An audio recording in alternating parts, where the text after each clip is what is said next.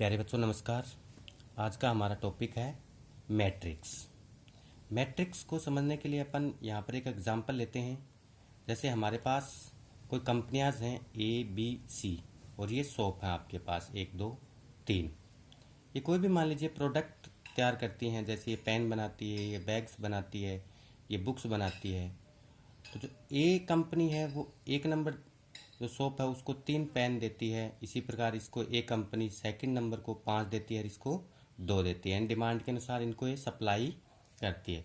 तो अपन ये जो डाटाज इसके अंदर जो लिख रखे हैं, इनको अगर अपन एक ब्रैकेट्स के अंदर इस प्रकार लिख दें तो वो एक क्या होता है, मैट्रिक्स के रूप में व्यक्त करता है। अपन इसको स्क्वायर ब्रैकेट के अलावा अपन इसको क्या है, छोटे ब्रैकेट्स में भी अपन मैट्रिक्स को लिख सकते हैं। अर्थात अपन दे सकते हैं कि यहाँ पर आप इस ब्रैकेट में भी आप क्या लिख सकते हो, कोई भी मैट्रिक्स में डाटा लिख सकते हैं। जैसे 4 5 2 -1 3 4। ये भी क्या कहलाता है कि मैट्रिक्स कहलाता है। सामान्यतः हम इसको वर्ग या स्क्वायर ब्रैकेट यानी जो बड़ा ब्रैकेट है आपका, इसी ब्रैकेट में अपन इसको लिखेंगे। मैट्रिक्स में क्या होते हैं कि बच्चों जितने भी अपन क्षैतिज रेखाएं खींचते हैं, क्षैतिज रेखाएं खींचते हैं, वो उस मैट्रिक्स की क्या कहलाती है, पंक्तियां कहलाती है। और जितने भी ऊर्ध्वाधर रेखाएं अपन खींचते हैं वो उस मैट्रिक्स की क्या कहलाती हैं, स्तंभ कहलाती हैं। पंक्ति यानी रो, इट मीन्स रो को मतलब ये हो गया आपका R1, यानी पहली पंक्ति को अपन R1 से रिप्रेजेंट करते हैं, दूसरी पंक्ति को अपन R2 से रिप्रेजेंट करते हैं और तीसरी पंक्ति को अपन R3 से रिप्रेजेंट करते हैं।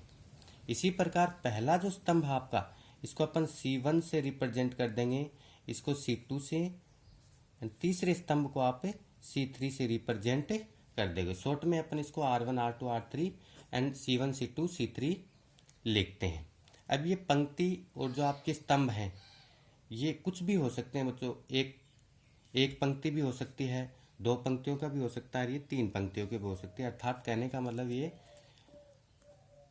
कुछ भी एक पंक्ति भी हो सकती है। इसके बाद बच्चों अपन बात करते हैं इस मैट्रिक्स की जो ऑर्डर होता है वो यहाँ पर लिखा जाता है। यहाँ पर इस कॉर्नर में जैसे यहाँ पर लिखा जाता है कि जितनी पहले जो पंक्तियाँ होती हैं वो लिख देते हैं। जिन कितनी पंक्तियाँ हैं, 1 2 3, तो यहाँ पर 3 पंक्ति क्रॉस लगा के जितने भी स्तंभ आपके पास होते हैं उनकी नंबर यहाँ लिखा जाता है। ध्यान देना बच्चों, यहाँ पर जो सबसे पहले इसका जो ऑर्डर लिखते हैं, जो मैट्रिक्स लिखते हैं, तो सबसे पहले पंक्तियों की संख्या लिखते हैं, उसके बाद क्रॉस का निशान लगा के किसके लिखते हैं, स्तंभ का नंबर लिखते हैं। इसी प्रकार अगर इसको अपन कहें, इसको बोलते क्या है कि ये कोई मैट्रिक्स है, कितने बाई कितने का, 3x3 का मैट्रिक्स है। इसी प्रकार आप इसको लिखोगे तो हो जाएगी 1 पंक्ति 2 पंक्ति क्रॉस 1 स्तंभ 2 स्तंभ 3 स्तंभ, यानी इसको अपन कहेंगे 2/3 का मैट्रिक्स। सामान्यतः अपन इसको मैट्रिक्स को लिखते हैं AIJ M/n, जिसमें M पंक्तियां हैं और N स्तंभ हैं। For all I, J is belongs to capital N, यानी प्राकृत संख्याओं में से अपन इसको लेते हैं। अर्थात I की वैल्यू 1 2 3 4 5 6 7 कितनी भी हो सकती है। इसी प्रकार J की वैल्यू भी कितनी हो सकती है, 1 2 3 4 5 6 आगे तक हो सकती है।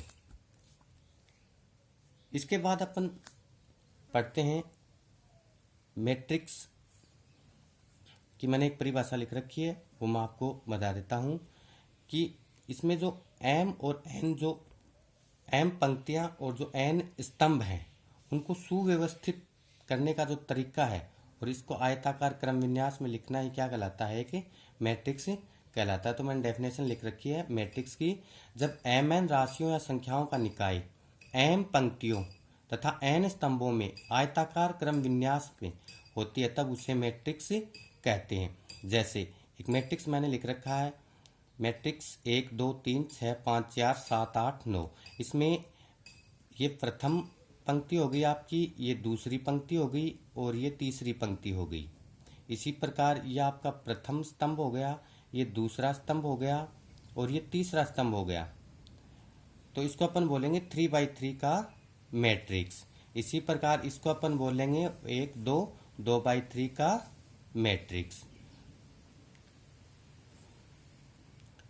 मैट्रिक्स बोलेंगे। अब अपन पढ़ते हैं अवयव के प्रकार यानी types of matrix. Types of matrix के अंदर अपन बारी बारी से इसकी प्रकार के बारे में पढ़ेंगे। सबसे पहले अपन पढ़ते हैं पंक्ति मैट्रिक्स।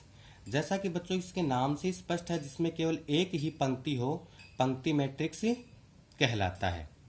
फॉर एग्जाम्पल A=ABC, ये एक ही पंक्ति है इसलिए 1, लेकिन इसमें स्तंभ कितने, 1 2 3, तो ये हो गया 1/3 का मैट्रिक्स। इसी प्रकार आप लिख सकते हो, अलग और भी एग्जाम्पल आप ले सकते हो। स्तंभ मैट्रिक्स दूसरे नंबर पे क्या है, स्तंभ मैट्रिक्स। स्तंभ मैट्रिक्स कॉलम मैट्रिक्स, इसके भी नाम से स्पष्ट है कि जिसमें केवल एक ही स्तंभ हो, स्तंभ मैट्रिक्स कहलाता है। शून्य मैट्रिक्स तीसरा हमारे पास आता है, शून्य मैट्रिक्स, जीरो मैट्रिक्स। इसके भी नाम से स्पष्ट है कि बच्चों जिसमें सभी शून्य हो क्या कहलाता है, शून्य मैट्रिक्स कहलाता है। शून्य मैट्रिक्स की डेफिनेशन मैंने लिख रहा है कि यदि मैट्रिक्स का प्रत्येक अवयव शून्य हो तो उसे शून्य मैट्रिक्स कहते हैं। शून्य मैट्रिक्स कहते हैं, जैसे एग्जांपल A=0 0 0, ये भी 2x2 का क्या है, शून्य मैट्रिक्स है, जिसमें सभी अवयव क्या हैं, शून्य हैं। इसके बाद चौथे नंबर पे आता है हमारा वर्ग मैट्रिक्स। वर्ग matrix, square matrix. Square matrix किसको बोलेंगे, जब पंक्ति और स्तंभों की संख्या समान हो जाए तब अपन उसको क्या कह देंगे, वर्ग मैट्रिक्स कहते हैं। अर्थात वह मैट्रिक्स जिसमें पंक्तियों एवं स्तंभों की संख्या समान हो, वर्ग मैट्रिक्स कहलाती है। अर्थात m=n। मैंने एग्जांपल ले रखा है एक 3x3 का, जिसमें 3 ही पंक्तियां हैं और 3 ही क्या हैं, स्तंभ है, जिसको आप 3x3 का वर्ग मैट्रिक्स कह सकते हो। इसी प्रकार ये 2x2 का कोई मैट्रिक्स मैंने यहाँ लिख रखा है।